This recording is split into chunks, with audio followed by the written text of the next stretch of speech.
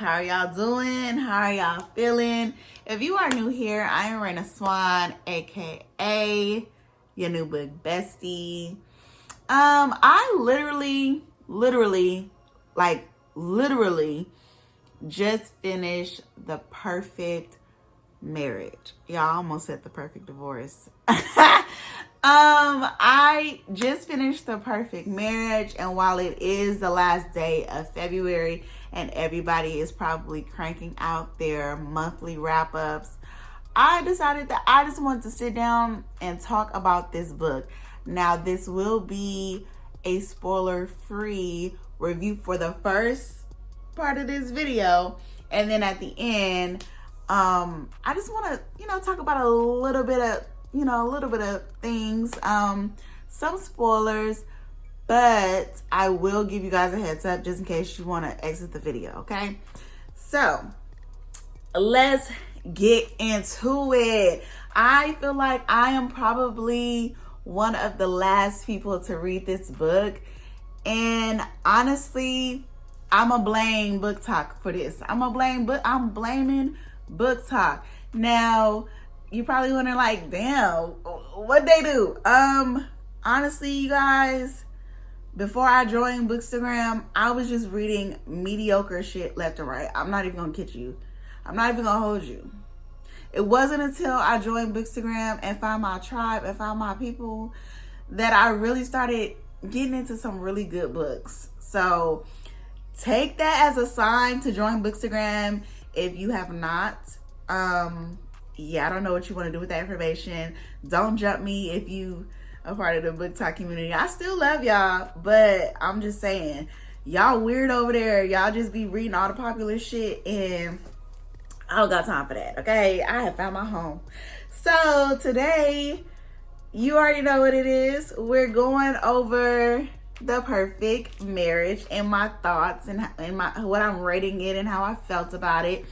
If you are following me on Goodreads, or if you're following me on Fable, you'll probably see my reviews and my ratings and things first before I even put them on here. So make sure you click my link tree. I'll have it in the description box.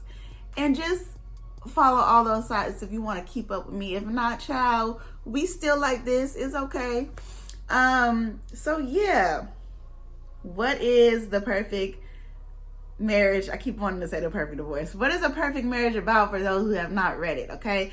So Sarah and her husband Adam are married. They locked in. Sarah is a type A personality. She just got her life figured out. She's well put together. At age 33, she is the top of her game. She is the law partner, or she's made partner at her law firm. Like, she's top of the top. She's the top defense attorney. Like, hands down, she just got it on. She just got it going on, okay? Adam, he is a writer who loves Sarah, but because Sarah is so busy, he kind of feels, left behind. He just kind of almost is envious of where she is in her career and where he wants to be in his career. If you've read Brandon Massey's, what is that book called? It's not Bad Influence. It is The Landlord. That's what it is. If you've read Brandon Massey's The Landlord, where the dad was a writer there and he was kind of a little bit desperate, that is who Adam reminded me of, y'all. So Adam, he is a struggling, I don't want to say struggling, okay? He is a writer, and, he's just feeling like, Sarah's not doing what she's supposed to do. So he goes off and he gets him a little boo thing, a little mistress on the side, Kelly Summers. Now, Kelly, she had the damn audacity, all the audacity, and so did Adam. Adam takes Kelly to his cabin where him and Sarah would, frequent here and there. Sarah was really, really busy, so she just couldn't make it up to the cabin as often as Adam. And Adam would say, oh, I'm going to the cabin to ride, or the whole time he was taking Kelly to the cabin, getting it on, doing grown people stuff. And so one day, little Miss Kelly, she ends up dead. Where? At the damn cabin. And so the police immediately is like, Adam, your DNA is all up between her legs and her throat, her ear. You going to jail, buddy. Okay? Now, naturally, with Sarah being the amazing defense attorney that she is, she's like, listen, Adam, you done fucked up. But seeing how I am the best of the best, I'm going to represent you. And so the story just spirals. Spirals, y'all. When I tell you the plot was so fast and twisty, I literally started the book yesterday and I'm done today. It just really pulls you in once you really focus on what is happening. You're like, oh, this is good. So let's talk about the plot. Okay, what am I rating the plot? Hands down, I want to say I'm going to give the plot a 4.5. Now, I know what you're thinking, like, girl, why aren't you giving it a 5? I would, but if we really talking about, like, I know this is not reality, and you probably gonna roll your eyes when I say this, but Sarah would never be able to defend Adam in real life. Okay, like, it just would not happen. Like, it's too much of a conflict of interest. You know, it's just too much. Client attorney privileges would just be all mixed in between. Okay, it will be a lot. But did it make for a good story? Yes, absolutely. So the plot was a 4.5. The delivery, baby. The delivery was good. Okay, I'm giving that a 5. Even though it was supposed to be a suspenseful thriller, Geneva Rose's writing is so expansive. I was even laughing while reading this book. Y'all, when Sarah's, I'm gonna wait to the end to say this, just in case. I'm gonna wait to the end. It's not a spoiler for real, but I'm gonna wait to the end to say this, okay? So just hold on, okay? The writing style, really easy to follow, not too complicated. Even though we have multiple characters within the story, we only get Adam's point of view and Sarah's point of view. It's not multiple point of views going on, even though there are, I want to say, a good maybe 8 characters, but they're not all like talking at once, or, you know, they're not all doing shit at once. You know how some books just got hella characters and they're all doing shit? It's like, I'm confused. It's not like that. It's very easy to follow. As far as the characters, everybody played their role. So the writing style, 5 stars. The character, 5 stars. The character development, yes, loved it. Everybody was a little bit crazy, or had a really crazy energy about them. So you never really knew who to trust. Yeah, but of course the twist was twisting, and you was kind of just like looking around at each of these characters like, y'all all a little. And what about when, how would y'all, why would, okay. The suspense was there, 5 stars. Like I said, some of the twists I did figure out, but there were more to really complete the full picture. The originality. I haven't read another book like this. Maybe there are books like this. I don't know. I'm giving it a 4 stars. Even though I'm okay, 4.5. Okay, because if I've never read a book like this, then how would I know if it's original or not? I don't know. Do y'all know of any books like this? Let me know. And the reason why I'm saying a 4.5, because I did read The Landlord, and even though those 2 books are completely different, Adam's character was given the same desperation as the male main character in The Landlord. Just dumb. Yeah. Overall rating, 5 stars. Loved it. Now, okay, I'm looking at my laptop. Okay, so you should read this if you enjoy fast-paced domestic thrillers with shocking twists. You should read this if you like stories about toxic relationships and hidden secrets. You should read this if you are a fan of dual point of views. And you should read this if you're a fan of Sonora Williams. Now, you should probably stay away from this if you prefer deeply developed characters over plot-driven thrillers. If you don't like unreliable narrators or morally gray protagonists. If you dislike stories with a lot of twists that may feel over the top. And also you should probably avoid this if you're sensitive to themes of infidelity, manipulation, or abuse.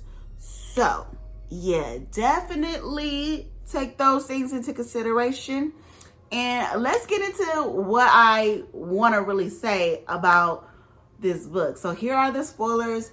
If you have not read the book and you plan on reading the book and you don't want any information leaked about the book, this is now your opportunity to exit stage left. I love you guys, and I will see you guys on Monday. Now, for those of you who have read the book and you know, ready to really, really hear my thoughts, let's get into it. Y'all, when Sarah was at her office and she was kind of, you know, receiving jabs from her coworker, and he was like looking around her office and he was like, I would look so good in your office. And Sarah was like, you don't even look good in your own office. Y'all, when she said that, I was rolling. I was cracking up. So like, why would she tell that man that? And he didn't have no comeback. He was just kind of like, the fuck. Also, y'all, okay, listen, I'm just jumping around. I'm trying to go in order, but I'm just jumping around. When I really just revisited the synopsis to, you know, remember what I can say and can't say about the synopsis, and I saw that the mistress' name was Kelly Summers, and that bitch Sarah named her daughter Summer, I said, oh, she's fucking crazy. Why would you name your daughter Summer? And then I really wanted Sarah to just let Adam know, like, yeah, nigga, it was me. Like, she just let him die not knowing nothing. And then also her squeezing his hand every minute while she was, you know, doing her last little visit. She was constantly squeezing his hand and he couldn't figure out why. And I'm like, why was she doing that? We never find out why was she squeezing his hand like that. Also, what else? Adam's mama, she pissed me off. She pissed me off because it will always be a janky ass mama in the corners waiting for her little son to come back home. Oh, she just disgusts me. And when Sarah told her the best thing you can do, like my mother did, was kill yourself. When Sarah told her that, I said, but then we find out that the mama didn't even really overdose. Sarah was nuts. And when I first started reading this, and we find out that Summer was murdered, my first thought was Sarah did it. When we find out that Kelly was murdered, when we found out that Kelly was murdered, my first thought was Sarah did it. But then to find out that her mama overdosed, but not to the point to where she would die.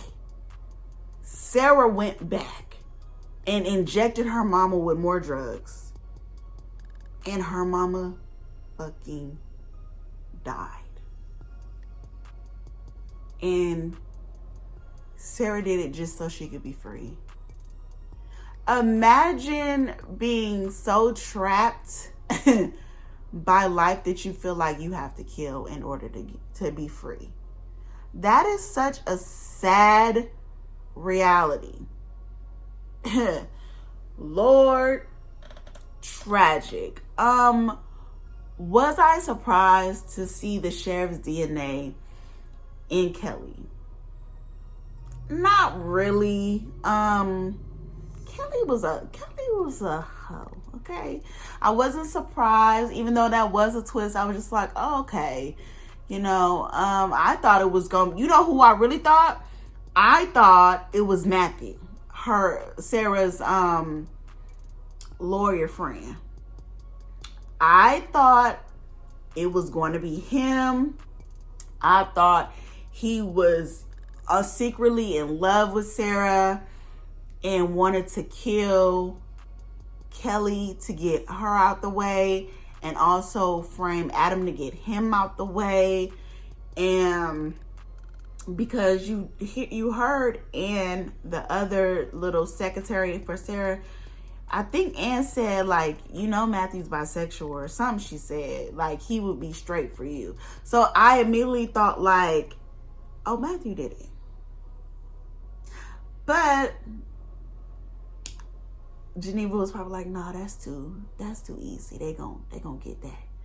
They gon' figure that out. Yeah, what else? Adam, I'm gonna say this and I'm gonna go. Adam was really pissing me off when the nigga, first of all, why would you just randomly invite a reporter into your home and just start telling all the business? Like, why would you do that? Why would you do that? You're dumb. Then he kept saying, oh, I gotta investigate. Wasn't even looking at the box that Sarah had brought him, box of evidence. Wouldn't look at that. Was acting like Sarah was the ops the whole time, even though she was, but he didn't know that. Trust some random lady talking about, oh, she's working with me to get me more evidence. Then you're on house arrest and you leave your home just to go beat up, just to go accuse Ann and beat up Bob. What's his name? Bob or Rob? I think it was Bob. So you can go back to jail. Then you in jail and you escape. What is wrong? Like, he was the dumbest character. Him and the dude from the landlord, neck and neck. Talk about the frustrations. Okay, he got on my last nerves. So as of now, I am a fan of Geneva Rose. I did read Home is Where the Bodies Are. I actually enjoyed that one. A lot of you guys didn't. I liked it. I do want to read more of her work. I will be reading The Perfect Divorce when it comes out April 15th. We got like a month and some change left until that book drops. I even requested it on NetGalley just to be funny and see if they actually approve your girl. But NetGalley been running real funny lately. Ain't nobody got the S.A. Cosby arc from NetGalley. I don't know if it's like the Chamber of Secrets around that place, but where are the arcs? Y'all not giving nobody nothing that we really want to read, and I'm getting irritated.